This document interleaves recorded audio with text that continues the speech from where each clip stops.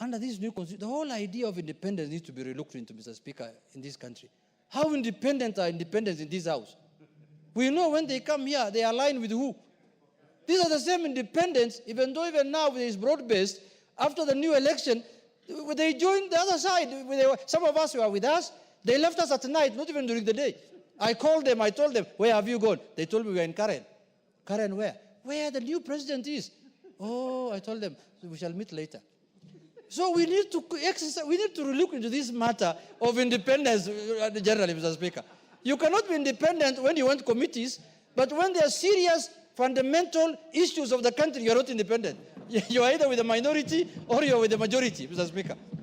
There are independents on our side here, like Fatuma Full Network, the woman rep for Migori. By all intent and purposes, she's an ODM member. She votes with us. She comes to our parliamentary group meeting. Shakil Shabir is independent.